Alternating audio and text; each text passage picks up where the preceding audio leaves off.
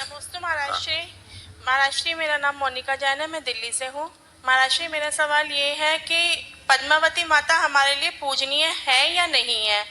अगर है तो क्यों है, और नहीं है तो उन्हें फिर मंदिरों में स्थान क्यों दिया गया है? ये सवाल तो उनसे पूछो जिनने जो स्थान दिया। समझ गए? महाराष्ट्री, कोई महाराष्ट्री फिर विरोध भी नहीं करते।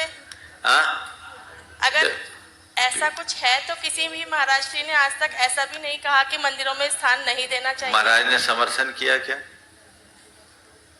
मंदिरों में है तो समर्थन ही कहलाएगा? नहीं, मेरी बात सुनो।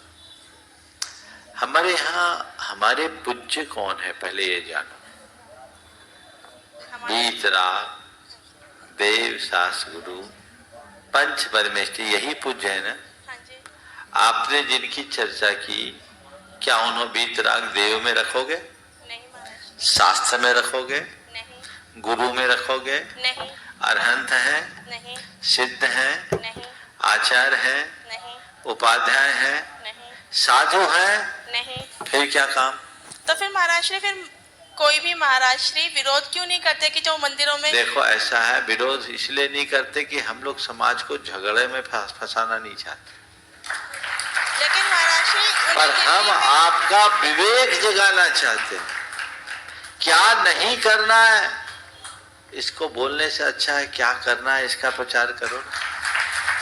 तुम्हें इसकी समझ है ना? तो वीतराग को हम पूजे। एक बहन जी ने एक दिन मुझसे सवाल किया, महाराज जी पद्मावती को पूजना चाहिए? मैंने कहा आप पूछती हो? बोले हाँ पूछती हूँ। क्यों पूछती हो? बोले महाराज जी कहा जाता है कि उनकी पूजा करने से रोग शोक संताप नहीं होता। मेरे शब्दों को ध्यान से सुनिएगा। मैंने पूछा आप पूछती हो? बोले हाँ पूछती हूँ। क्यों पूछती हो? बोले उनकी पूजा करने से रोग शोक संताप नहीं होता। बहुत अच्छी बात है। आप कब से पूज रही हो? बोले महाराज जी करीब 25 वर्ष हो गए। मैंने कहा फिर तो आपके यहाँ कोई कभी बीमारी आई नहीं होगी? बोले महाराज इसीलिए तो आया। उनके पास अभी माइक रहने दो, माइक को निकालो। बीमारी तो आई नहीं होगी? बोले महाराज इसीलिए तो आई हूं, कोई ना कोई बीमारी बना रहता है।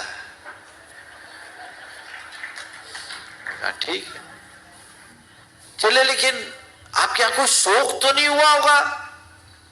बोले महाराज जी पिछले 1.5 वर्ष में 3 मौतें हो गई, 2 कच्ची मौतें। हमारी चाची सास एक्सपायर हुई, एक जेठोता एक्सपायर हुआ, और हमारे ही परिवार में एक हमारी ननद एक्सपायर हुई। 3 मौतें हुई जिसमें 2 कच्ची मौत। अच्छा चलो कोई बात नहीं, आपको टेंशन तो कुछ नहीं होता होगा? बोले महाराज जी क्या बताऊं, बहुत टेंशन चल रहा है, फैमिली में डिस्प्यूट है, सेपरेशन की बातें चल रही है, बिजनेस भी ढंग से नहीं चल रहा है, पैसा भी डूब रहा है, रातों में नींद नहीं आती, महाराज को मंत्र दे दो ना।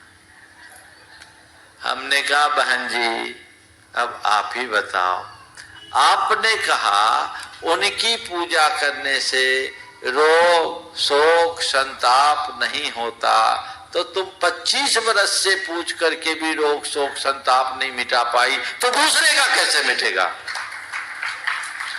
बात समझ में आ रही है? हाँ जी महाराज। हमने बोला अब आप जानो, आप क्यों पूछती हो? हमें तो एक ही बात समझ में आती है कि हम भगवान की पूजा करें, कदाचित रोग शोक और संताप न भी मिटे तो भी इतना होगा कि कैसा भी रोग हो, कैसा भी शोक हो, कैसा भी संताप हो, मन की क्षमता बनी रहेगी, मन की स्थिरता बनी रहेगी। इसलिए पूजना है तो किसको पूजो? किसको पूजना है? देव शास्त्र गुरु को। समझ गए ना? अब बाकी झगड़े में मत पड़ो कि यहाँ मंदिर में क्यों रख दिया क्यों नहीं रखा, ये तो सबके अपने अपने मत है।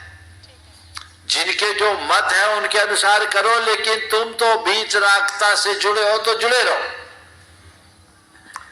बहुत तरह की मान्यताएं हैं, लोग अपनी अपनी मान्यताओं के अनुरूप करते हैं, लेकिन मेरा आप सबसे कहना इतना ही है, पूज्य का विवेक तो होना ही चाहिए। अगर यही सब चीजें नहीं होती तो इतने सारी पंथ और परंपराएं क्यों बनती? हमें अपने विवेक का प्रयोग करके आगे बढ़ना चाहिए। ठीक है महाराज, नमस्ते महाराज।